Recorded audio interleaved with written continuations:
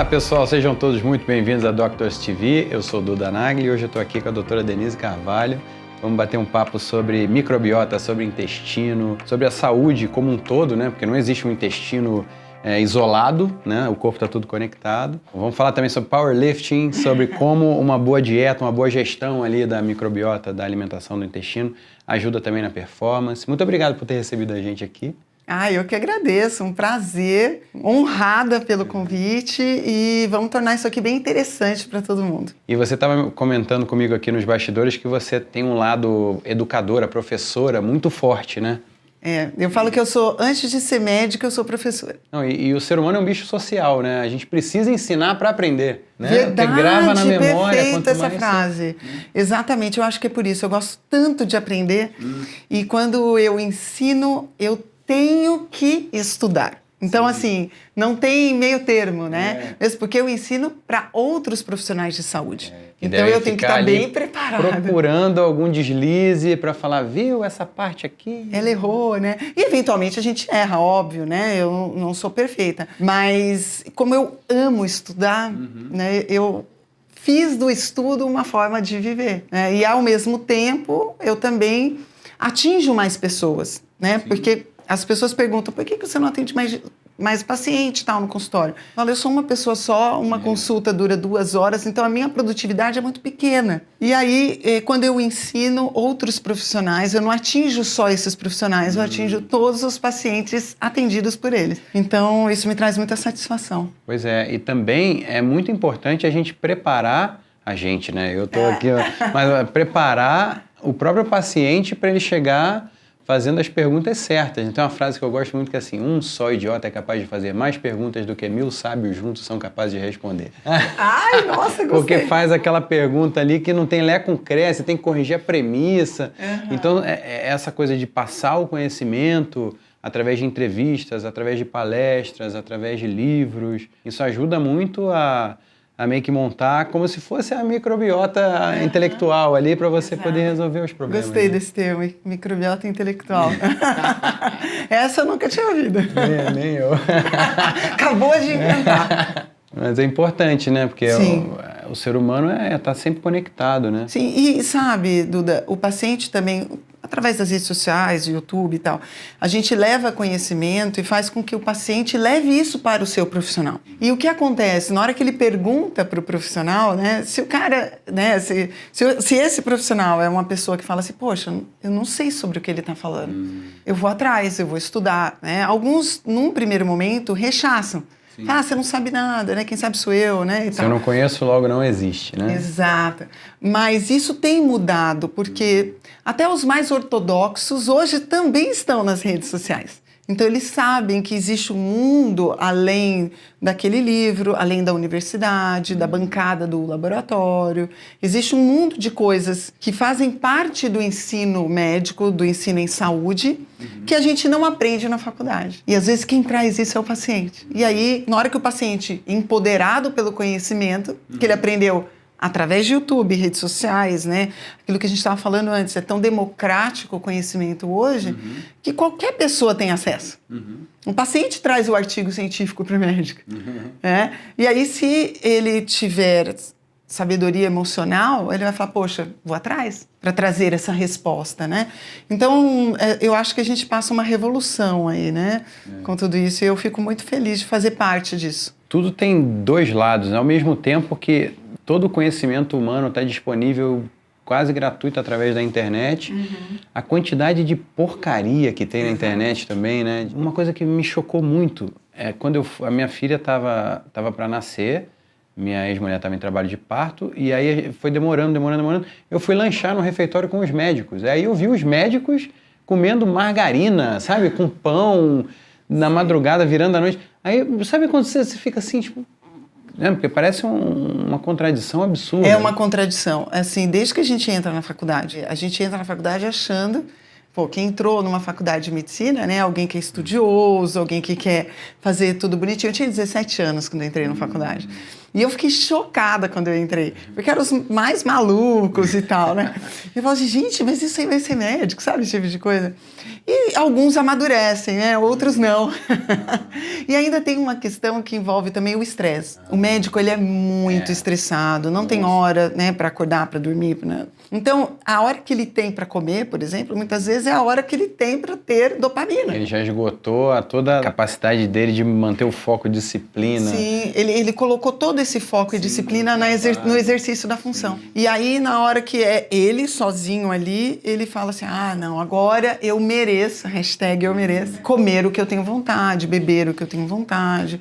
Então, infelizmente, isso, graças a Deus, tem mudado, mas infelizmente o médico normalmente não é um exemplo de saúde, né? Mas hoje a gente tem aí uma leva muito legal de profissionais de saúde, não só médicos, como nutricionistas, farmacêuticos, que estão vivendo aquilo que eles pregam, para se tornarem, na verdade, exemplo a ser seguido, né? Não apenas retórica, né? A mulher de né? César não basta ser honesta, tem que parecer honesta. Tem que parecer, né? Exatamente. Exatamente. Então, eles também precisam ser exemplos, né? Hoje tem um pouco mais dessa preocupação, não só com estética, mas também com uma questão de ser longevo, né? De ser uma pessoa que tem uma mente funcionando, né? Até uma idade mais avançada. Então, eu acho muito legal isso e eu acredito que isso tem mudado. Tem uma legião nova aí que está mudando isso. Mas era assim mesmo.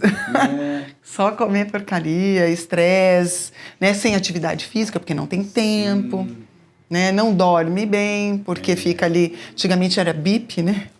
Na minha época, quando eu me formei, era o bipzinho ali do lado. Então, a gente não tinha muito essa questão de cuidado. Hoje, graças a Deus, tem mudado. É que tem uma parte muito de vocação, né? A pessoa, para escolher ser médico e servir nesse nível de comprometimento, é uma coisa muito profunda, é muito duro, e que nem né? sempre está pronto para isso. Não, é assim, sei lá, acontece um acidente, tem algum médico aí, você tem que estar o tempo todo pronto para... Né? Do nada. Você já passou por isso? Já, até como cirurgiã? Já em avião, tudo. E é engraçado, sabe que é um dos pânicos do aluno de medicina, né? Ele fala assim, meu Deus, agora eu me formei, será que eu já posso dizer que eu sou médico dentro do avião? Só vou viajar com outro médico mais graduado. Vai que alguém entra em trabalho de parto dentro do avião, imagina, né? Então é um medo, né? Porque a gente leva uma carga de responsabilidade muito grande, né? Mas a gente aprende, vai amadurecendo e aprende a lidar com isso, né? Mas é verdade, o certo seria, né, que isso fosse apenas vocação, né? Tudo misturado, né? Eu acho que, por exemplo, primeiros socorros, eu acho que devia ser ensinado em tudo que é medicina escola, de emergência. Medicina de emergência. Eu fiz um curso de APH de combate, estava fazendo a preparação para um filme, era para fazer primeiros socorros no protocolo MARC em combate de fuzil. Então era uma coisa muito complexa. Para mim foi uma experiência muito enriquecedora, assim. Eu recomendo muito que isso seja espalhado para civis, assim como eu, sabe? Porque um bom de ser artista é que você acaba tendo contato com muitos universos diferentes. Sim, imagino. Que legal. É muito legal. Deve ser muito legal. Mas como é que é, assim, essa vida de fazer cirurgia, na residência? Como é que foi para você essa transformação toda na sua vida? E depois, como é que você foi virando a chave também para esse lado da medicina integrativa, da saúde intestinal? O cirurgião geral, ele é a pessoa que opera abdômen, barriga, né? De modo geral. Então, a gente, quando entra na residência, inclusive ela é pré-requisito para outras especialidades cirúrgicas também, como coloproctologia, a própria gastrocirurgia específica. Então, o cirurgião plástico tem que fazer cirurgia geral, o ortopedista, até pouco tempo atrás não tinha, mas atualmente em alguns lugares precisa também, porque tudo que é especialidade cirúrgica devia ter a cirurgia geral como base.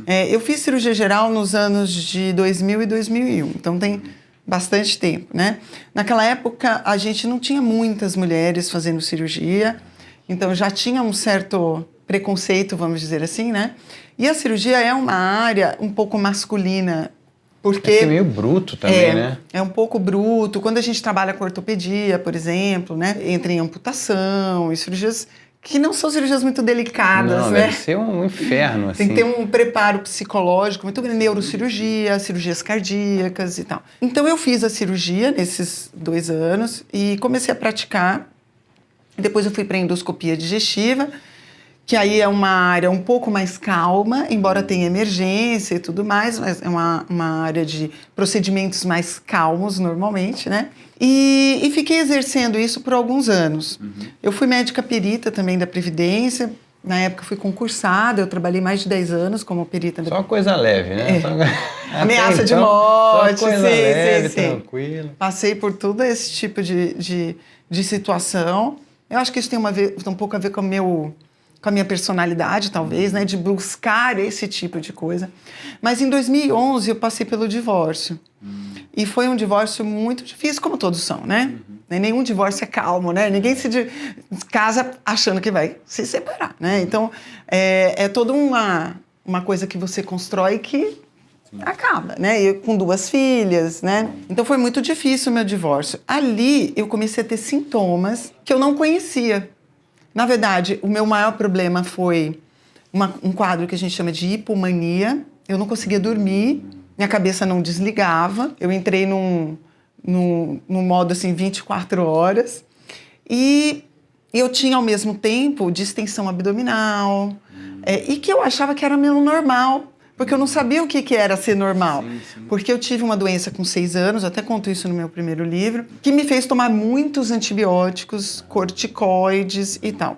Eu quase morri. Foi por isso que eu decidi ser médica. Porque não tem médicos na família, né? E os meus pais tinham uma gratidão muito grande pelos médicos que salvaram a minha vida. Então eu falava assim, nossa, eu quero ser essa heroína. Né? Eu tinha esse negócio, é quase uma capa, né? O avental médico era a minha capa. Sim. E aí, lá em 2011, por causa do nível de estresse que foi muito grande com o divórcio, que a minha filha menor ia fazer 2 anos, ela era muito pequena e tal, eu comecei a ter esses sintomas e comecei a procurar tratamento. E aí, parei num colega psiquiatra, ele me deu uma série de medicações que em alguns aspectos me melhoraram, em outros pioraram. E aí eu falei assim, gente, não dá para cuidar de 2 crianças tomando essa medicação e sendo perita, que era uma atividade de periculosidade. Então, eu falei, não, vou ter que aprender uma outra forma de me tratar. E comecei a estudar, isso foi em 2011, então assim, a gente não tinha internet, né, com muito conteúdo de medicina integrativa, funcional ainda. Eu busquei fora do país e encontrei alguns colegas nos Estados Unidos especificamente e comecei a aprender com eles. Eu falei, nossa, é para isso que eu fiz medicina. Eu senti que aquilo tudo fazia sentido, né? Eu tratar as condições a partir da causa. Sim. Da base, o porquê que aquilo aconteceu. Não adianta só eu cuidar do final, que seria a medicação psiquiátrica. Né? Não estou dizendo que as pessoas não precisem, mas não adianta eu cuidar do final, é mais ou menos aqui eu costumo falar para os pacientes, né? Você imagina que pegou fogo num transformador. Não adianta eu só tentar apagar o fogo sem tirar ele da tomada. Então é mais ou menos essa visão que eu tinha. A fonte do problema não vai secar nunca, né? Vai continuar... Vai continuar acontecendo. Então, eu falei, eu não nasci precisando de medicação psiquiátrica. O que aconteceu? E aí eu comecei a estudar para me tratar. Foi aí que eu descobri o que era disbiose. Foi aí que eu descobri que microbiota dos intestinos influenciava o corpo inteiro. E ali eu comecei a me tratar, primeiro a partir da alimentação, mudando o que eu comia, porque eu era a médica tradicional como esses, que só comia porcaria, né? Comia do carro, entre um local e outro de trabalho, não tinha hora, final de semana bebia muito, porque eu queria relaxar, eu queria, quando eu não estava de plantão, óbvio, né, porque ainda tinha os plantões, né, e comecei a entender que se eu não mudasse o meu estilo de vida, eu não ia conseguir tirar a medicação. É impressionante como está tudo encaixado, né? Tudo, e olha, Duda, se você conversar com 10 médicos que estão nessa área, pelo menos 9 vieram por alguma dor própria. Pois é mesmo, faz sentido. Ou é alguém, ou ele mesmo, ou é alguém muito próximo, um filho, o pai, alguém próximo dele precisou de alguma coisa que a medicina não conseguiu contemplar. E aí ele falou assim, vou ter que pisar fora da caixa para tentar resolver, porque tudo que tinha na caixa eu já usei. Foi mais ou menos o que aconteceu comigo. E aí eu falei assim, gente, que maravilhoso, foi para isso que eu fiz medicina. Assim, eu me reapaixonei pela medicina, que eu andava muito desanimada. Mas como que eu ia deixar de fazer aquilo que eu fazia, né? E aí eu descobri, nessa época, existiam poucas pessoas aqui no Brasil que faziam isso. Eu comecei a fazer e cada vez aquilo crescia mais dentro de mim, a ponto de em 2017 eu me exonerei do cargo público. Até então eu só estudei e voltei para atendimento de consultório. Tipo 5, 6 anos 6 anos de estudo, de dedicação. transformação. E nessa época a rede social para mim era o meu caderninho de notas. Eu estudava e ia para a rede social e escrevia sobre. E aí as pessoas começaram... Era na pegada de blog, de Tipo texto? assim, Era mais texto do que Era vídeo? mais texto, porque Instagram era só texto, né? Não tinha era vídeo. Foto com a Era legenda. foto. Ou então a própria foto do texto, né? Exatamente, era isso. E aí eu começava a escrever e as pessoas começavam assim, onde que é o consultório da senhora? Eu falava assim, eu não atendo. Porque eu era só funcionária pública. Eu só estudava e trabalhava como perita. E aí chegou num dado momento, eu falei, isso aqui não cabe mais dentro de mim. Comecei a palestrar sobre isso. Em 2015, 2016, comecei a viajar. E viajava. E aí começou a atrapalhar o meu cargo público. Eu falei, vou ter que pedir exoneração. E aí voltei para o consultório, montei consultório. E depois de 1 ano, 2, aí eu pedi exoneração. E aí hoje eu sou muito mais professora, como eu falei para você, do que médica. Então, as pessoas falam assim, na minha cabeça eu sou médica, no coração eu sou professora. Mas tem muito isso, né, do cuidado. Você tem que... Sei lá, minha filha tem 5 anos. Cuidar é ensinar, né? É você dar autonomia para a pessoa, né? Exato. Porque senão você não está cuidando, você está só remediando, você está só você tá resolvendo um problema no curto prazo. Mas se você quer realmente construir um sistema, uma saúde, um organismo saudável e independente, você tem que formar, né? Exato. E é o que eu faço também em consultório, né? Porque aqui no consultório é principalmente ensino. E eu costumo falar o seguinte para o paciente, olha... É uma consultoria particular misturando com consulta, né? Porque assim, eu não sou... eu sou o trilho. Quem leva o seu trem é você. Você é a locomotiva. Então você passa 2 horas comigo aqui no consultório. Mas eu tenho que te ensinar como se comportar lá fora. Porque eu não vou estar do teu lado. Falando, olha, isso come, isso não come. Embora o que eu faço seja mais ou menos uma consultoria, né? Porque o paciente continua, pelo menos por 3 meses... trocando informação comigo. Por exemplo, eu passo uma orientação, uma suplementação, e esse paciente fica discutindo ao longo pelo menos por 90 dias, se ele continua, se ele não continua, se eu mudo o rumo se eu mudo o trilho de lugar, mas quem leva é ele. E por quê? Eu quero que o paciente se forme, ser autônomo, para que ele não seja dependente de mim, para que ele saiba como levar dali para frente. Na verdade, o médico, ele é um educador em saúde, ele deveria ser. E por isso que a gente deveria ser o primeiro a mostrar e dar um exemplo. Porque senão chega num momento que fica incoerente. Faço o que eu digo, não faço o que eu faço, né? Por exemplo, eu falo assim, olha, exercício faz parte da saúde, a gente sabe disso. Só que eu não faço exercício.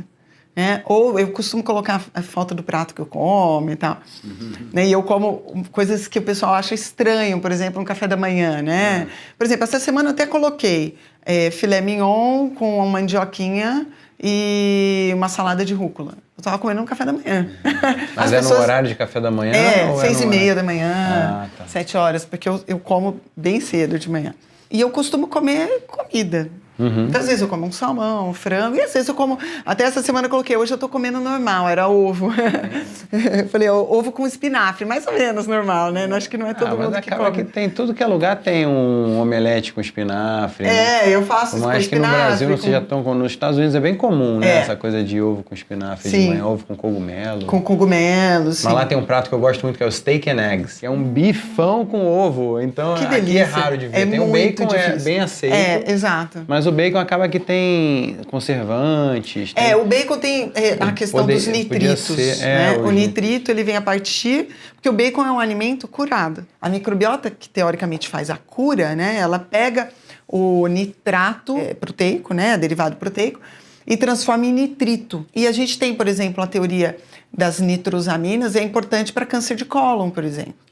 Então, eu teria que tomar cuidado com alimentos curados de base proteica. Então, salsicha, linguiça, o jamón serrano, né? Esses alimentos que são curados, o bacon. O curado normal, né? Aquele que é exposto ao ar, a carne seca. Se a gente consumir demais... Ele muda um pouco isso, pior né? ainda. Porque eles adicionam coisas Exato. de fora, né? Exato. Aí isso a gente teria que tomar cuidado. Mas claro que eventualmente você consumir isso, não é isso que vai te levar ao câncer de cólon, né? É um conjunto de fatores, né? De genética, de hábitos, de bebida alcoólica, remédios que a gente pouco fala, né? que remédios têm uma influência muito grande no sistema digestivo. Então, a gente está falando de câncer de cólon, a gente fala muito desses alimentos, mas não são só eles, né? Então, o problema do bacon seria esse, vamos dizer assim. Mas, não, eventualmente, não é um problema, né? O problema é a gente comer todo dia. O problema é quando você coloca na rotina e faz aquela exposição diária durante muitos anos, né? Sim. Né? É a monotonia alimentar, né? Que não é bom para nada. Muito menos para o sistema digestivo. Porque se você parar para pensar, né, na natureza não tinha essa coisa de vir banana o ano inteiro. Sim. Aliás, a banana nem tinha no Brasil, veio da Ásia, acho que da Indonésia, coco também, né, a manga vem da Índia. Não tinha nada disso quando os portugueses chegaram aqui. Não tinha banana, não tinha coco, não tinha... É que a gente vive num país que é privilegiado, né? No ano inteiro a gente tem fruta e muitas coisas você consegue ter o ano inteiro. Né? E a gente é privilegiado e nem dá valor, né? Para isso, né? O quanto que a gente pode ter de variedade. Eu digo, fruta da estação, eu não sei. De vez em quando eu vejo no Instagram alguém postando. Sim. Acho que você postou recentemente, né? Sim. Das frutas da estação. Exato. Vai dar aquele toque, porque em tese ela tá... Ela tá melhor. Melhor, porque... ela é mais barata e mais nutritiva, se a gente respeita a natureza. Né? Então, a gente tem o ano inteiro, a gente tem coisa nova, né? Que a gente pode consumir e que dá a variedade alimentar. Porque o supermercado tem tudo sempre, o ano inteiro, igualzinho. Isso é um dos fatores que traz saúde para o intestino, para a microbiota intestinal. A diversidade alimentar, a ausência de monotonia alimentar. E os defensivos, agrotóxicos, essas coisas? Isso dá para a gente controlar um pouco? Ou é muito difícil? Até essa saída da monotonia deve ser bom nesse sentido também, porque você dá uma diversificada no risco também de possíveis... contaminantes. Químicos contaminantes. Sim. É muito difícil hoje a gente falar em ausência de intoxicação, né? Porque a água é contaminada, o lençol freático é contaminado, né? E mesmo que você esteja comprando um orgânico, ele tem que ser também, né, receber água, né? Então é muito difícil a gente ter ausência de contaminação, né? A não ser que a gente vivesse, né, como um ermitão, plantando o que a gente come e quiçá, né? Porque a chuva também tem contaminantes, né? Então a própria chuva, a gente chama até chuva ácida, você pode ver seu carro, né? Se você deixa... Porque a chuva vem lavando a atmosfera, né? Então ela também traz alguns contaminantes. Como é que a gente vai ver desse jeito, né, Duda? O tempo inteiro, ai meu Deus, tomei contaminante. Então, não, sem neurose, né? Às vezes, a partir do momento que você para, dá uma estudada, aí você decide e depois você só executa o que você decidiu previamente, né? Tipo, vou cortar tais ingredientes. Sei lá, glutamato monossódico, por exemplo, que é uma coisa que parece não ter nenhum benefício. Nenhum benefício. Não. Aliás, eu acho o gosto até meio estranho. Eu almocei no restaurante hoje, acho que tinha na farofa. Aí eu fiquei o tempo todo desconfiado, sabe assim? Sim. E atrapalhou minha experiência. Tava gostoso? Tava, mas eu fiquei o tempo todo meio encucado com isso. Pô, botaram glutamato aqui na minha farofinha. Mas veja bem, até isso a gente tem um equilíbrio. Se for algo que você faz eventualmente, quem faz o Duda ser o Duda? O que ele faz todo dia. É a sua rotina. É até saudável. E aí eu costumo falar sobre o 80-20. Né? 80% do tempo fazendo a dieta, 80% do tempo trabalhando, 80% do tempo fazendo aquilo que te demanda. Mas você tem que ter os 20. E essa questão do 80-20 entra até na questão digestiva, sabia? Tem uma coisa que chama Hara Hashibu, que é você comer até 80% do seu estômago repleto. Então, nada demais. Nunca se exceder. E por que isso? A gente está falando de estética? Não, não é só estética.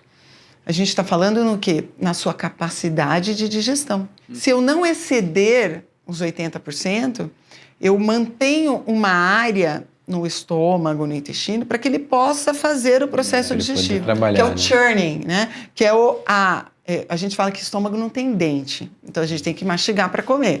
Só que o estômago ele tem um peristaltismo próprio que faz essa emulsificação. Então ele mistura as enzimas digestivas com o alimento. Como se fosse ali uma batedeira, uma coisa de amassar pão, um processador, né? Exatamente. Se eu consumir até 80%, eu permito que ele tenha espaço para fazer isso. Então, existe uma otimização do processo de digestão, que a gente vive hoje uma epidemia de má digestão. E por várias razões, né? Primeiro, pelo excesso de comida. Eu comi até... não estou aguentando mais. Pode crer. Uma parte daquilo não vai ser digerida, porque a gente excede a nossa capacidade de digestão. Outra coisa é o envelhecimento da população, assim como os ovários entram em falência com a menopausa. Né? Tudo envelhece. O estômago, o pâncreas, o intestino delgado, que é onde o processo digestivo efetivamente ocorre, eles também envelhecem. Então, e a população cada dia mais velha. Eu tenho 49 anos. Antigamente, uma pessoa de 49 anos não estava com a minha energia, não estava fazendo o que eu faço. Provavelmente eu estava tricotando, já pensando nos netos, se é que eu já não tinha. Não é? As coisas mudaram. As pessoas hoje vivem muito mais. E as pessoas mais velhas tendem a também não querer jantar muito, comer comida pesada à noite. Porque não consegue digerir. Sim. A gente já começa a entender, se você conversar com pessoas mais velhas, que elas comem cada vez menos.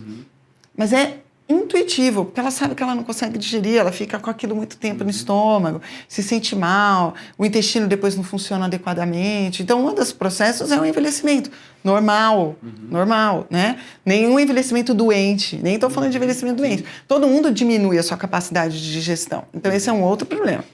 Outro problema é o nível de estresse. Estresse também pode contribuir para atrapalhar o processo digestivo? Nossa, demais. Eu diria que hoje, além do overeating, né, do comer demais, o estresse seria, eu acho que uma das principais causas de inibição do processo digestivo. Quando a gente tem um estresse, quem comanda a reação ao estresse, entre os sistemas nervosos autônomos, é o simpático, que causa taquicardia, que causa aumento da frequência respiratória, né? Ele abre a pupila para você enxergar melhor. É toda uma resposta física àquilo que você percebe como estresse, que isso é importante a gente falar também. O que é estresse para mim não necessariamente é para você. E quando isso acontece, eu tenho uma inibição do processo digestivo. Quem comanda o processo digestivo é o parasimpático. Quem comanda o estresse é o simpático.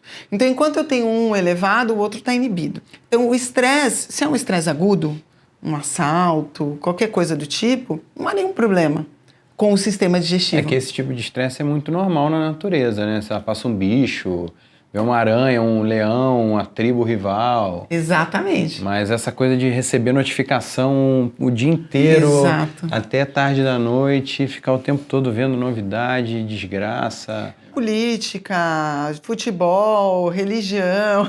Terremoto, tsunami, acidente de carro, assalto, tudo isso, do nada Você está está sendo rolando bombardeado ali, né? todo dia. Então, o que acontece? Eleva o estresse, só que ele não volta aqui. Ele volta já num patamar mais alto. E aí você fica o dia inteiro, e se bobear, sentado no sofá da sala, assistindo televisão, como se um leão estivesse atrás de você. Então, isso é um dos grandes inibidores do processo digestivo. E o que é pior, Duda? Quando você está estressado, o que você faz? Dá vontade de comer porcaria, né? Exato. E é muito comum você ainda comer demais. Sim. Atrás da dopamina. Né? Atrás do prazer, porque o estresse te depleta. E isso, para quem está ouvindo a gente, pode ser um problema no trabalho com o chefe, pode ser uma separação, pode ser um problema com o filho. O nosso corpo ele vai reagir em termos de estresse assim como tivesse um leão atrás de você. O psicológico não sabe a diferença. Né? E o físico reage exatamente igual. E aí a gente está comendo demais, a gente está envelhecendo, a gente está estressado e a disponibilidade de comida é enorme. Não, é uma oferta absurda, hein? Todo lugar que você vê tem uma lojinha de conveniência com 5.000 opções de comida. O Instagram, por exemplo, vai aquela coisa porn food, né? Fica aparecendo aquela cremosidade, aquelas camadas acolheradas de sorvete. Eu falo para os meus alunos, churrasco. cuidado. Se você olhar o seu For You lá do Instagram e só tá aparecendo receita, isso é um baita sabotador. Comer é tão essencial à vida que dificilmente você ignora o estímulo a comer. O estímulo a comer pode ser visual. Assistir receita. Sim. Por exemplo. E as pessoas são profissionais nisso, né? Em ficar aguçando, instigando cada vez mais, né? E você sabe, Duda, que hoje o sistema digestivo está no centro do controle do apetite. Eu não preciso nem falar o nome de medicação, das canetinhas, por exemplo. Nossa, tá muito na moda. E sabe que é um hormônio intestinal. Não, e mudou o PIB agora eu esqueci o país. As ações da empresa, né? Não, eu digo, impactou, sei lá, 2% do PIB do país inteiro, só por causa desse laboratório. Eu vi um artigo também que falou que a quantidade de dinheiro, de lucro das companhias aéreas americanas por estarem transportando menos peso dos passageiros. Gasta menos combustível, né? Mas e olha que loucura. Absurdo. E por que eu estou falando que loucura, né? O principal hormônio envolvido nessas medicações, ele é chamado de GLP-1. É um hormônio intestinal. Então, hoje, está no centro do emagrecimento o conhecimento do sistema digestivo. Porque não é só o GLP-1, que é um hormônio sacietógeno, ele traz saciedade, que é produzido dentro do intestino. A gente tem, por exemplo, outras medicações mais novas que usam o GIP, que é um outro hormônio, o glucagon, que é um outro hormônio, um agonista do receptor do glucagon, mas a gente tem pelo menos mais 3 ou 4 hormônios intestinais que agem na saciedade. Ou seja, o sistema digestivo virou a vedete agora do momento. Até a Associação Americana de Gastroenterologia, da qual eu faço parte, tem um guideline que é emagrecimento para gastroenterologistas. Eu estou indo agora, em maio, para um congresso nos Estados Unidos, da Associação Americana de Gastroenterologia, que uma grande parte do congresso é falando sobre isso. E quando que a gente ia falar que emagrecimento tem a ver com o gastroenterologista? Ou quem trabalha com o sistema digestivo? Sempre foi do endócrino. Embora ainda seja do endócrino, porque a gente está falando de hormônios, coisas, né? Porque uma coisa puxa a outra, né? Aquela Tostines vende mais porque é fresquinho porque vende mais. Porque quanto Outro mais dia eu pesquisei essa propaganda, porque eu acho demais, isso é do meu tempo, hein? Do meu também. E aí, quanto mais porcaria você come, aí mais você está atrapalhando as bactérias boas e está oferecendo um ambiente propício para as bactérias ruins. Exato, que alteram a secreção desses hormônios. Sim. Então, hoje a gente está aí com essas vedetes, né? E eu sempre falo, inclusive na minha rede social, tomem muito cuidado com isso. Porque esses hormônios são da fisiologia normal. Por que o sistema digestivo teria interesse... Presta atenção. Por que o sistema digestivo teria interesse em produzir hormônios que trazem saciedade? Eu costumo fazer essa provocação com os meus alunos. A natureza sabe. São vários hormônios. E por que eles fazem isso? Por que o sistema digestivo faz isso? Porque o sistema digestivo quer controlar o quanto você come, para que ele tenha capacidade de lidar com aquele alimento. Se você come demais, excede a capacidade do sistema digestivo de lidar. E a espécie foi construída na escassez, né? Diferente dos tempos modernos, que tem abundância de caloria para tudo que é lado. Exatamente. Até para a pessoa na escassez conseguir não morrer de fome. Ficar pensando só nisso, aí não consegue traçar um plano para migrar e aí achar mais berries e achar um antílope. Exato, até conseguir achar, né? E matar, né? Imagina, comer. Tem que levar tudo que tem, a criança, um monte de criança, idoso, atravessar uma montanha na era do gelo. Exato, para mudar de lugar. Guerra de tribo, para achar uma trilha de um animal para caçar, Quantos dias ficava sem comer, né? Nossa, devia ser muito. E sabe que é muito interessante? O que mais estimula esses hormônios sacietógenos? A presença de nutriente na luz intestinal. Eu tenho receptores para esses nutrientes. Então, se eu como alimento pobre em nutriente, eu tenho pouco estímulo de saciedade. Então, a dieta tipicamente ocidental, rica em produtos alimentícios, que são riquíssimos em calorias, mas pobres em nutrientes, é uma dieta que não traz saciedade. Aí, o que eu faço? Eu vou lá e tomo o hormônio da saciedade, que é a canetinha. Aí, o que eu costumo dizer? Esse hormônio fica desnutrido e fico estimulando. Agora tem um outro problema, porque esse hormônio, na natureza, em nós, ele tem uma meia-vida, ou seja, o tempo que ele demora para ser metabolizado, de 2 minutos. E aí eu tenho 2 picos, né? O GLP-1 eu tenho 15 minutos logo após que eu como e eu tenho um pico depois de 1 hora. Quando eu uso a caneta, eu fico com um pico artificial por um tempo super prolongado. Qual vai ser o efeito disso a longo prazo? Nós não temos estudos, exatamente, a longo prazo, da modificação da fisiologia normal. Então, isso é um grande problema e eu sou uma grande crítica ao uso crônico desses hormônios, porque tem gente usando há anos já, que trazia dos Estados Unidos e tal. Qual vai ser o preço disso posteriormente? Nós não sabemos. Existe suspeita de, por exemplo, tumores de tireoide, tumores pancreáticos, um fenômeno também de resistência ao hormônio. Como tudo, a gente se adapta com quase tudo, né? Como qualquer hormônio que é tomado externamente. A não ser que você nunca mais vai produzir. Por exemplo, uma mulher ou um homem na menopausa ou numa andropausa, né? Eu não produzo mais o hormônio. Eu, por exemplo, eu estou na menopausa, eu não produzo mais. Não adianta eu querer modular a dieta, não adianta. Meus ovários pararam. Aí eu usar o hormônio externo é diferente, porque eu não vou mesmo mais produzir. Agora, quando eu tenho órgãos que podem ainda produzir e eu fico colocando o hormônio externo, eu posso inibir a minha própria produção e eu posso causar o fenômeno de resistência.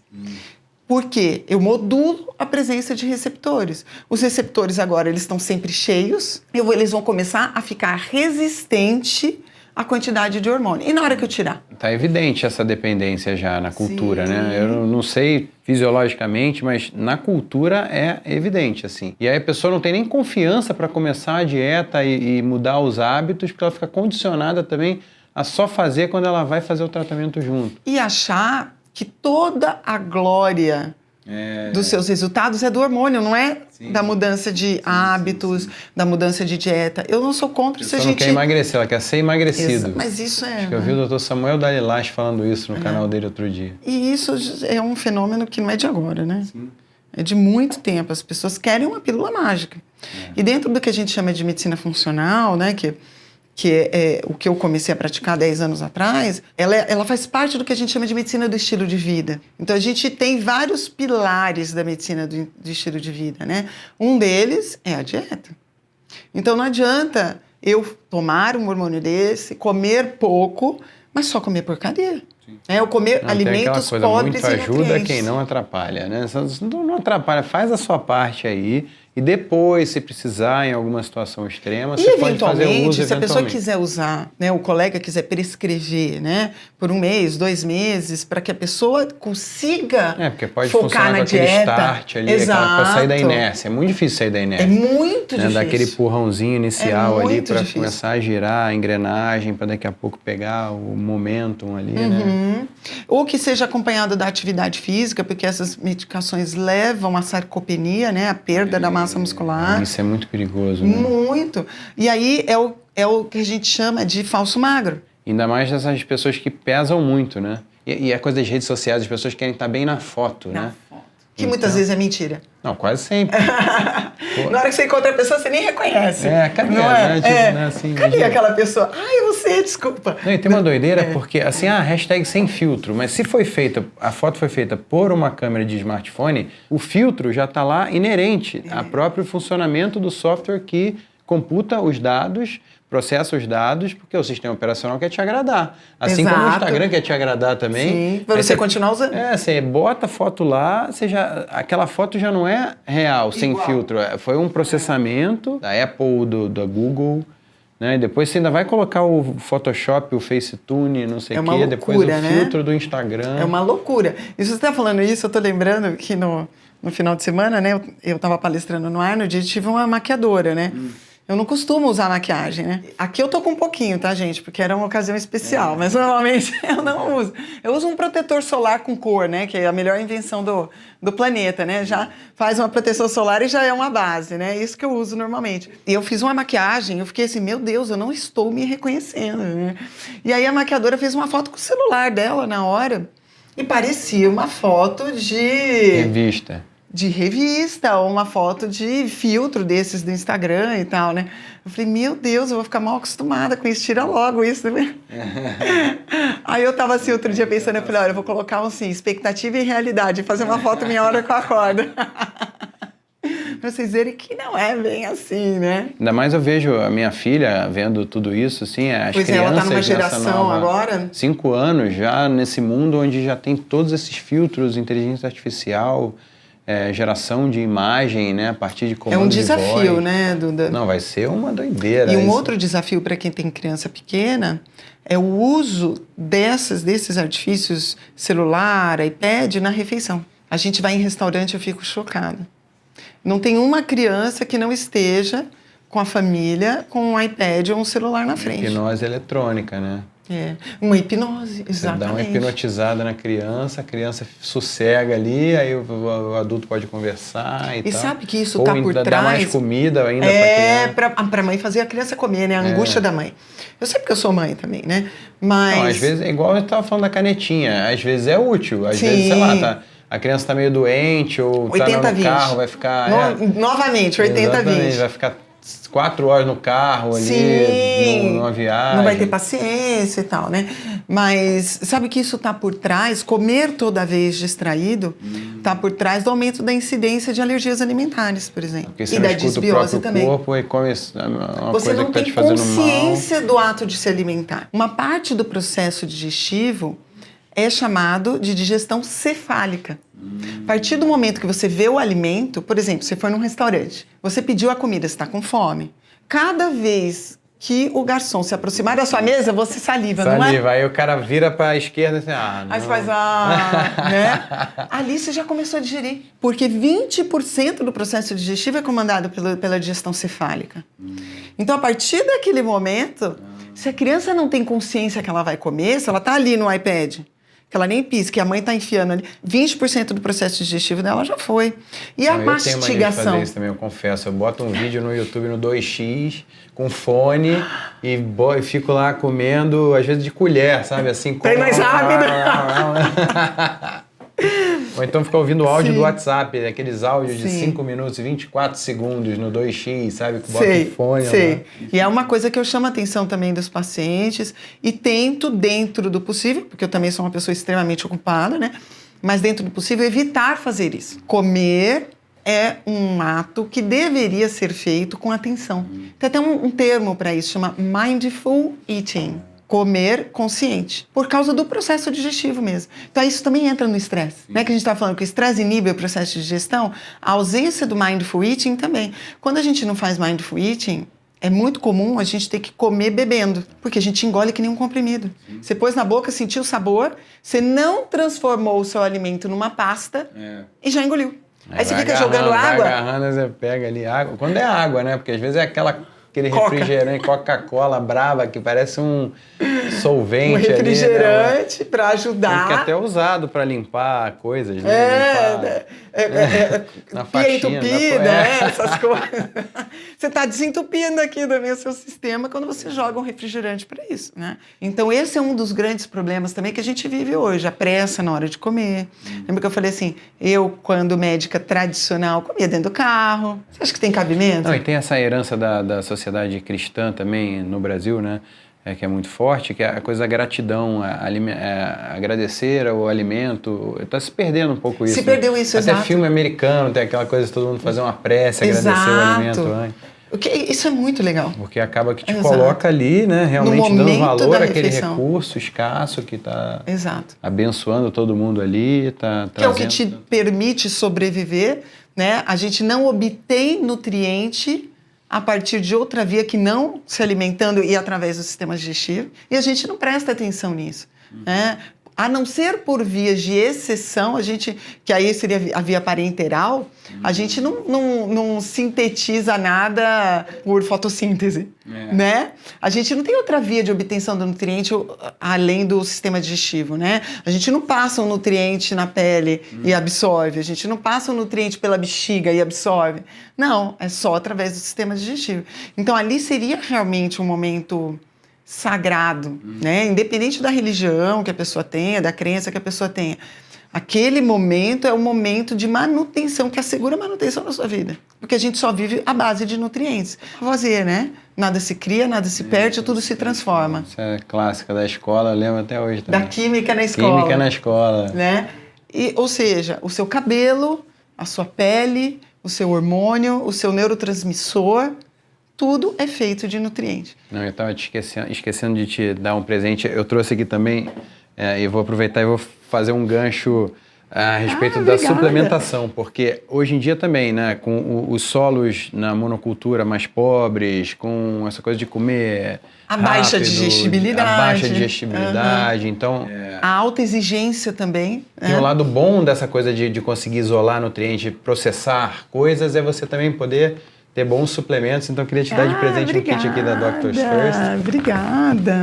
Com alguns dos nossos melhores suplementos. Obrigada. Aí. E vai ser muito útil, porque eu uso suplementos, eu tomo suplementos diariamente, justamente por conta desta dificuldade que a gente tem de obtenção do nutriente a partir do alimento. Primeiro, por causa do esgotamento de solo, como você falou, mas tem um ponto importante, Duda, que é a alta demanda. O processo de estresse, o processo de fabricação de músculo, de fabricação de hormônio, de neurotransmissor, ele é muito demandante em nutrientes. E é muito difícil você estar constantemente comendo alimentos ricos em nutrientes e que você consiga digeri-los adequadamente para que você chegue na moeda.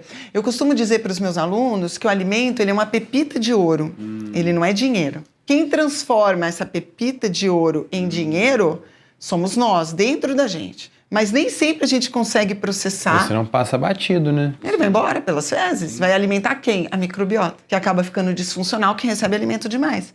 Fica gordinha, vamos dizer assim. Fica desbiótica.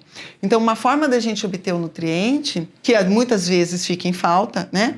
É a gente suplementar. Claro Quais que, são os suplementos, assim, meio que universais? Eu sei que cada indivíduo é de um jeito, cada organismo é de um jeito, cada pessoa vive um momento diferente, mas, assim, ômega 3 ou magnésio, quais formas de magnésio? Eu sou fã do ômega, o magnésio, e o magnésio a gente tem que ter sempre o magnésio quelado, né? Porque a quelação, né? Ou seja, ele está ligado a um carreador, faz com que ele seja transportado através dos intestinos de uma forma muito mais eficiente. Senão acontece o quê? Ele passa reto. Entendi. E aí qual é o problema? Porque microbiota também precisa de magnésio.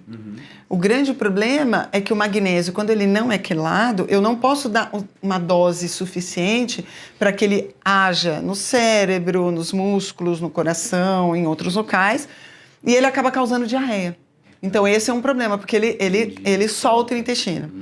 Então, o ideal é que seja um magnésio quelado. E aí a gente tem várias formas de quelar. Tem muito tipo, né? Magnésio glicina, magnésio malato, magnésio treonato. Tem um monte. Nossa, você está quase um profissional já de saúde. Não, mas eu gosto muito, porque a minha mãe sempre entrevistou muito médico, eu cresci vendo ela entrevistar médico, ela me dava os livros para eu pesquisar. E eu também tive a oportunidade de fazer consultas com um excelente médico. E aí que também já foram estou há alguns anos. Que legal. E eu estou há alguns anos também ajudando a minha mãe no canal, como diretor do canal dela, e também estou agora também com a Doctors TV, além das entrevistas que eu já fazia anteriormente com então, médico. Você está por dentro mesmo, legal. Eu tenho muita curiosidade também. Gosta da área. Então eu posso trazer a pergunta para você responder, Sim, porque a minha curiosidade legal. sincera misturada com dúvidas de amigos, dúvidas dos comentários. Da audiência, tudo, né? Então, é importante todo mineral que ele seja quelado. Magnésio e ômega, eu diria assim que seria o básico do básico, né? A gente tem outros direcionados, por exemplo, outros minerais, como selênio, né? Que é muito importante para a atividade tiroidiana, só fala castanha do Pará, vamos comer uma castanha por dia, mas adianta ou não? Não é o suficiente, o que a gente percebe no dia a dia que não é o suficiente. A gente tem a vitamina D, né, que a gente deveria, antigamente, quando a gente se expunha ao sol, né? Te perguntar isso, a relação do sol com o intestino e com a microbiota. É maravilhoso, sim, relação direta? Principalmente por causa da questão da vitamina D. Agora, a gente sabe que a incidência solar muda a composição de microbiota. Uma microbiota no verão é diferente de uma microbiota no inverno.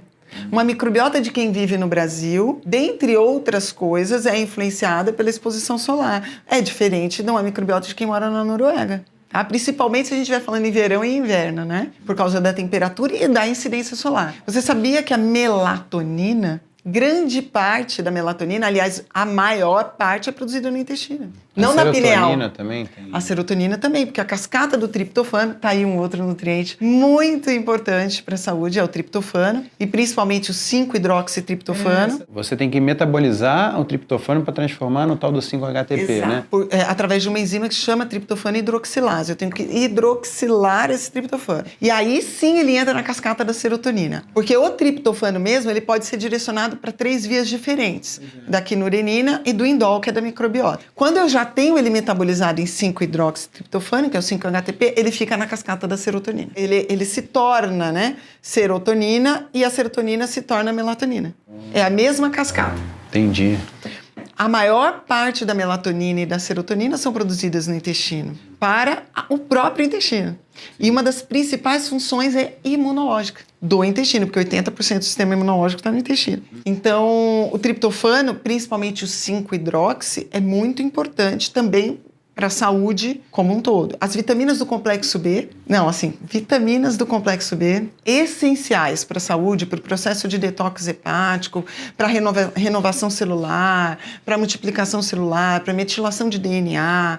Então, evitar alguns problemas mentais, né, intestinais, hepáticos, então todas do complexo B, né? A gente fala muito de B12, B9, que é o ácido fólico, ambos na forma metilada, que a gente diz. O metilfolato, essas coisas. Pronto, já sabe tudo. Porque já é igual o 5-HTP tá para o triptofano, o metilfolato tá para a vitamina B9, né? Isso, que é o ácido fólico, né? E aí o metilfolato é o ácido fólico na forma ativa. A gente tem a metilcobalamina, que é a B12 na forma ativa. A gente tem a B6 na forma ativa, que é o piridoxal 5-fosfato. E a gente tem as outras do complexo B, por exemplo, para a saúde mental. Você toma um leite desse de vegetal com vitamina B6 adicionado. Isso aí vale a mesma coisa do que uma boa alimentação ou isso é perigoso? Então, depende do que foi adicionado, né? A gente sempre fala assim, a indústria, ela diz enriquecido com. Enriqueção, Essa palavra seduz nós, bilionário. Não é? Você olha ali, enriquecida, farinha enriquecida com ferro. Nós pais ficamos assim, nossa que bom. Nossa, vou dar esse biscoitinho Tô aqui. dando Petit Suisse, lembra do Petit Suisse que eu era viciada quando criança, né? Era o Danoninho. Danoninho. Né? Que vale por um bifinho. Vale por um bifinho, uma cara de pau. Pois é. Era enriquecido, né? Com ácido fólico, com ferro, com tal. O que é enriquecido, normalmente, é com a forma bruta, não com a forma ativa. A forma ativa é muito mais cara. E mesmo assim não é caro, tá, gente? Não, é difícil de você colocar no processo industrial também, imagino, né? Pela quantidade e tal, né? Então, não é igual a gente obter, né? Então, por isso que muitas vezes a gente precisa do suplemento. Vitaminas do complexo B, magnésio, ômega, vitamina D, seria mais ou menos assim o combo básico. E a D adianta suplementar ou precisa de fato pegar sol? Adianta. E o que tem que ter na dieta para o sol fazer um efeito positivo? Porque também não é só pegar sol, você tem que estar com vitamina C, tem que estar com você tem que ter os cofatores, né, da vitamina D, vitamina K2. E aí o sol, em relação com o que tem que ter no sistema para o sol fazer um bom efeito? Primeiro depende da cor da pele também, né? Então a gente sabe que pessoas que têm mais melanina produz menos vitamina D. Isso engana, né, muita gente, né? Então, o brasileiro, a gente é mais moreno de pele, né? Então, a gente tem mais melanina na pele. Eu ia falar melatonina, né? Parece, mas não é. A melanina, ela confere uma proteção natural. Quanto mais melanina, mais exposição ao sol vai produzir a mesma quantidade de vitamina D. Perfeito, exatamente. E aí eu tenho que dar mais vitamina D para as pessoas que têm peles de coloração mais escura. Então esse é um problema, é um paradoxo, né? Que a gente vê aqui no Brasil. A gente tem muito sol, mas a gente também tem pessoas com mais melanina. Então elas têm que tomar mais sol para produzir mais. Então esse é um dos fatores. Outra coisa, o uso do protetor solar, que atrapalha também, né? Principalmente se a pessoa se besunta inteiro de protetor solar, morre de medo do sol. Então eu tenho uma restrição, fora os nutrientes, como você falou, né? Então a vitamina K2 é uma vitamina importante para o aproveitamento da vitamina D. E as outras lipossolúveis também, como A e a E. Né? Então, normalmente, quando a gente faz uma suplementação de vitamina D, a gente usa todas. Até porque já está ali no óleo, já pode juntar tudo. Exato. Então, normalmente, a gente usa todas porque uma é Mas cofator uma vez da eu outra. aprendi que tá com uma boa concentração de vitamina C no sangue era bom também para você metabolizar a vitamina D. Exatamente. E a vitamina C, ela oscila, né? Você toma, por exemplo, uma efervescente daquela de 1 grama. Dá um tempo, dá um pico, depois o corpo limpa. Então é melhor você tomar doses menores de formas constantes, até a versão lipossomal, a Doctor's First tem a vitamina C lipossomal por conta disso. Por quê? Porque a vitamina C ela é hidrossolúvel. Quando você faz uma vitamina C lipossomal, você torna ela permeável na gordura. E aí eu posso armazenar mais. Aí até soltar a vitamina da gordura demora. Demora mais, aos poucos, exatamente. Com as hidrossolúveis, a gente urina muito fácil, né? Porque ela sai na urina. Então teria que ficar tomando, né? Exato. A vitamina C, assim, as do complexo B, são hidrossolúveis também. Então é importante quando vocês comprarem um suplemento, ver se não misturaram no suplemento vitaminas hidrossolúveis com lipossolúveis, porque uma atrapalha a outra. Então esses multivitamínicos que são a solução para tudo. Ah, não, de A, zinco, sei lá. Exato. Né? Esse é um problema, porque está tudo misturado ali. O que a indústria deveria fazer? Né? Compensar a perda. Então, fazer uma dose maior para que compense essa perda, né? O que não fica também muito viável. Tem que tomar uma cápsula desse tamanho ou ficar tomando várias um cápsulas. monte, né? Igual uma castanha, um pote de castanha só da cápsula. E a gente sabe que tem gente que tem problema em engolir cápsulas, né? E aí... Eu tomo um monte, eu faço stories, aí o pessoal fala, nossa, você vai passar mal. Aí essa pessoa provavelmente é uma pessoa que come um monte de porcaria, margarina. Tá mais preocupada com o seu suplemento. Aí fala, nossa, esse negócio deve fazer mal, ficar tomando esse monte de cápsula. Vai fazer mal pro fígado, né? Normalmente tem essa crença aí, né? Mas a cervejinha que você toma no final de semana, você não faz mal pro seu fígado, né? Mas pensando no intestino, assim, quais são os suplementos que não podem faltar? Você falou no ômega 3, Todos eles são bons para o intestino. Mais especificamente, glutamina, excelente para o intestino. Cúrcuma, né? O pozinho amarelinho, né?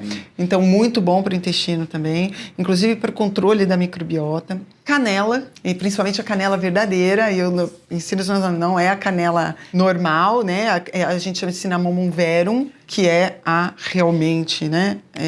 Canela, porque a gente tem... Eu não sabia. A canela que não é normal... A canela normal que a gente compra no mercado, normalmente não é a canela verdadeira que a gente chama. Essa canela é uma canela que ela tem uma substância que a gente chama de cumarina, que ela pode ser tóxica se você consumir demais. A canela verdadeira não tem. A canela, né? A canela verdadeira não tem cumarina. Ah, não sabia não. A avacalhada até a canela. Ensinei alguma coisa pra ele. Até parece, aprendi um monte aqui.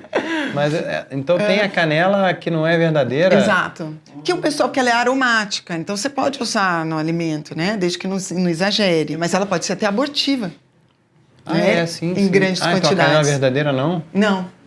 Canela verdadeira não. Ela é muito boa para o intestino, então cúrcuma, canela, essas todas que a gente tem falado, glutamina.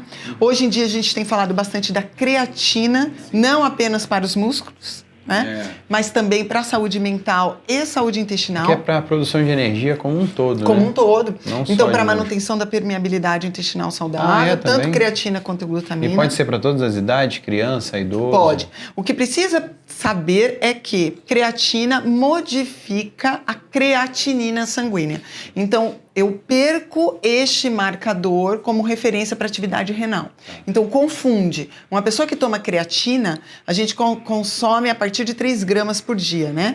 A pessoa que toma creatina, ela pode ter uma elevação da creatinina. E isso não quer dizer que houve deteriorização da função renal. Só que então eu perco então, uma pessoa que não toma suplementação de creatina, mas tem uma creatinina alta, aí é um indício de que tem que ficar atenta. Tem que ficar atenta na função renal. Mas uma pessoa que suplementa com creatina, vai ter a creatinina alta e no custo-benefício tá tudo dentro do esperado. Não, porque isso não quer dizer que está ruim ou ruim.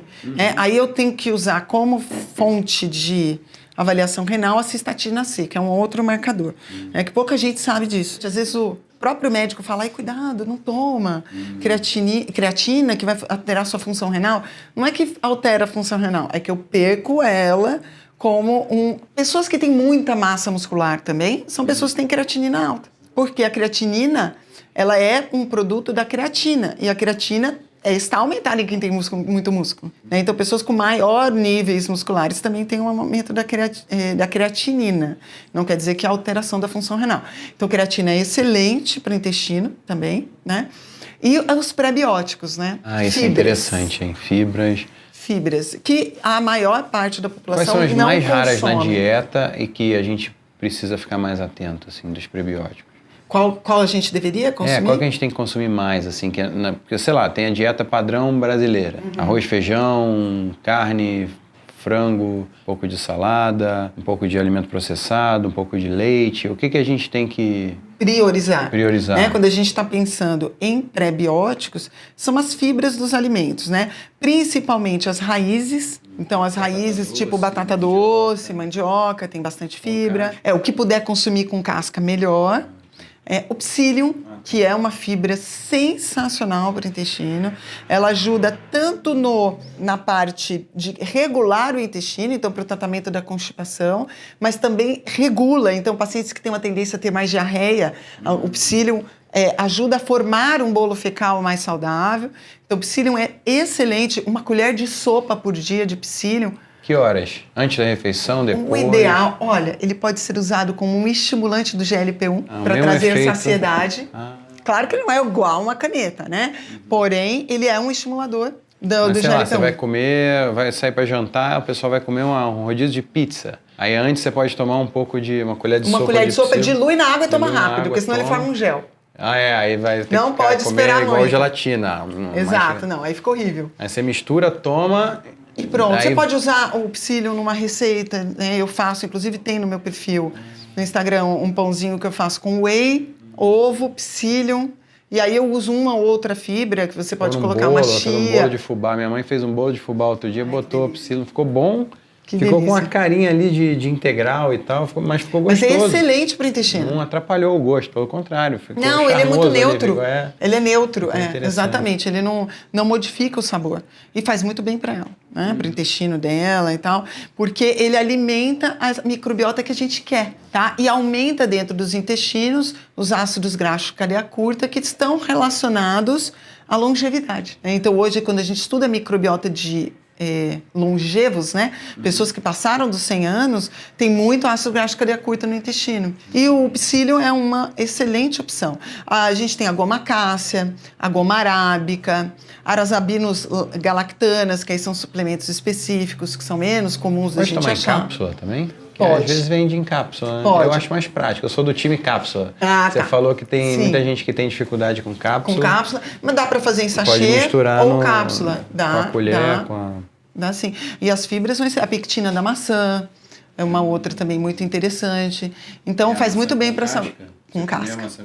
Com casca. É super sacietógeno, né? Traz saciedade pra gente. E os probióticos? Tá muito na moda também tomar probióticos. Uma coisa que eu aprendi com o Murilo Pereira, que o ideal era tomar o probiótico em momentos que eu vou ter uma janela sem alimentos grande, então ou antes de dormir, ou logo depois de acordar, seguindo o jejum intermitente e tal. E é como eu mantenho. Mas eu fico na dúvida, será que o recipiente ali, o veículo, ele não tem carboidrato, ele não quebra o jejum? Ou como é que você recomenda? Precisa ver como que ele é manipulado, né? Para mim, probiótico é a cereja do bolo. O resto, para mim, faz muito mais do que o probiótico. O probiótico, ele pode entrar a partir do momento que o paciente já fez todo o resto. E aí eu coloco um probiótico. Por quê? Ele não modifica de forma sustentável a microbiota. O que eu vi? Uma tendência a procurar a pílula mágica. E o probiótico veio com tudo. Probiótico do humor, probiótico da TPM, você vai nos Estados Unidos... Você da alergia, da alergia. Da menopausa, da gravidez. Você compra por tema, né? Tem toda uma gôndola enorme, não se enganem, colorida não se enganem. por tema. Não se enganem, tem uma indústria que fatura muito com isso, né? Hoje também virou mainstream essa coisa de alimento funcional. Exato. Eu acho ótimo, eu né? acho muito bom. Não estou dizendo que o probiótico não tenha utilidade. Porém, ele só faz... Eu fiz até uns memes já na rede social. Tipo assim, estou tratando minha disbiose, estou tomando probiótico. Eu falei, tá, e você acreditou. Você acreditou, né? Você acreditou. Não, isso seria a ponta do processo. Nem todo mundo precisa tomar. Aliás, aqui no meu consultório, eu prescrevo para 10, 15% das pessoas. Eu faço um monte de coisa antes, né? Eventualmente, para algumas doenças específicas, a gente tem uma robustez de evidência científica para cepas específicas também, que são cepas catalogadas de bancos próprios que ficam na China, Bélgica, na Alemanha, que são cepas que foram estudadas, que têm nome, sobrenome, RG e tal, elas têm até um número que as identificam. São essas cepas que foram estudadas em artigos científicos. E aí eu tenho lugar, por exemplo, para pacientes com psoríase, para pacientes com doença celíaca. Então, são cepas específicas para doenças específicas. A gente tem robustez de evidência. O restante é um pouco questionável. Mas assim, se eu tenho uma população que eu não posso mudar as outras condições... Aí você vai ali para... É o que eu tenho. Melhor que nada, né? Exato. Aquela coisa, é melhor fazer alguma coisa. Exato. Entendi. Então assim, não é que não sirva para nada, mas e não a parte dos fungos, assim, por exemplo, eu aprendi também com o Murilo Pereira das micotoxinas do amendoim, que é bem perigoso. Exato. Porque amendoim é um alimento relativamente barato e as pessoas estocam de qualquer jeito, não tem padrão, não tem controle. Aí dá um tipo de mofo que é termorresistente. Então você esquenta, você torra, você faz tudo e o mofo continua lá. A micotoxina continua lá. Exato, que é um grande problema, né? As micotoxinas, elas precisam passar pelo fígado para o processo de detox e isso acaba sobrecarregando demais o fígado no processo. Então, fora o tanto que a gente pode ter de efeitos em pele, ou hoje também chamada estaminose intestinal, ou intolerância histamínica, está muito relacionada com os fungos, por causa de um dos metabólitos, que se chama acetaldeído, ele parece um álcool. Então, ele afeta o fígado igual o álcool afeta. O pior é que dá ressaca. Dá ressaca. Mas não dá a onda. Entendeu? E dá também uma neuroinflamação. E você tem dificuldade de ligar a causa ao efeito, né? Exato. Você não sabe por que você está se sentindo mal. É porque a pessoa tem um hipercrescimento fúngico, muitas vezes. E qual é o principal local de crescimento fúngico? Intestino. Então, mulheres com candidíase vaginal de repetição, por favor, tirem todos os fermentados, tire amendoim, porque normalmente você está piorando a possibilidade da candidíase e os efeitos da candidíase. Então, cerveja, mulher que tem candidíase não pode tomar cerveja. Não pode tomar vinho, que também é um fermentado. Tem que tomar muito cuidado com os fermentados, inclusive os fermentados que são saudáveis, como a kombucha. Porque acaba tendo fungos bons, mas tem fungo. E os antinutrientes, por exemplo, presente no feijão? Aí tem a dica de deixar o feijão de molho com um pouquinho de vinagre de um dia para o outro. Isso, eu ensino, inclusive, o demolho no meu segundo livro, de imunidade e intestinos. É uma das formas para a gente reduzir a presença dos antinutrientes. A gente tem vários antinutrientes. Agora, sabe que os antinutrientes também têm função. Sabia? Um pouquinho não tem problema. Eles têm uma função imunológica nos intestinos. Então, assim, tudo na vida, a natureza é muito sábia. Tem aquela coisa, muitas vezes a diferença do remédio e do veneno está na dose. É a quantidade. Exatamente, o excesso de grãos, né, como feijão, qualquer grão. Castanha, toda hora. Inclusive todo as snack, castanhas. Castanha, amêndoa. O oxalato também, que é uma O coisa oxalato que hoje também está bem na moda. Farinha de amêndoa, né? Que tem muito oxalato. Bolo low carb, aí a pessoa come 3 fatias de bolo desse tamanho. Não, mas esse é low carb, leite de amêndoa. Tranquilo. Exato, leite tem de muito amêndoa, oxalato. castanha de caju. O oxalato está relacionado à presença de cálculos renais, a dores articulares. Mas uma forma da gente ligado a diminuir... TDAH também, essa coisa de déficit de atenção? Alterações de humor, cognição. O que a gente tem que pode reduzir a presença dos oxalatos, nem hoje de manhã eu fiz isso, por exemplo, espinafre tem muito oxalato. Primeiro, você ferver por exemplo, o espinafre antes de consumir, ou seja, cozinhar, e você associar com uma fonte de cálcio. O cálcio quela o oxalato. E os dois saem juntos pelas fezes. Então, por exemplo, o que eu fiz hoje? Eu fiz o espinafre com ovos e queijo ralado. O que eu queria era isso. Quelar o oxalato, porque eu já tive cálculo renal, anos atrás. É a coisa ancestral Eu lembro quando eu aprendi que o orégano ajuda na digestão da pizza, tipo, né? Não é só um frufru, o negócio faz sentido. Exatamente, e orégano, por exemplo, é excelente para fungo. O óleo de orégano está muito usado. É um antifúngico maravilhoso. Eu tenho um médico muito conhecido, que inclusive estava naquele dia que a gente se conheceu lá em Brasília, que é o Alessio Fasano, que é um gastropediatra de Harvard. E uma vez eu estava assistindo ele lá nos Estados Unidos, numa palestra, e estavam falando muito do oxalato, por exemplo, presente no tomate. Aí ele falou assim, eu como italiano, eu ia estar acabado, né, de tanto oxalato que a gente consome, porém consome com queijo ralado. Então ele falou, olha só a sabedoria, né, da cultura popular, que sensacional, né? Nossa, o papo tá excelente, eu queria ficar com você mais 3 horas conversando aqui, mas a gente tem que... A gente guarda o assunto para a próxima. Um convite já para uma próxima entrevista. Vai ser um prazer. Muito obrigado pela generosidade, por toda a atenção e você ter passado o conhecimento de uma forma tão leve e agradável. E obrigada pela visita aqui no consultório. Seja bem-vinda. Desculpa ter mudado tudo de lugar aqui. Imagina, faz parte. Fernando se empolgou aqui com a gente gravando. Faz parte.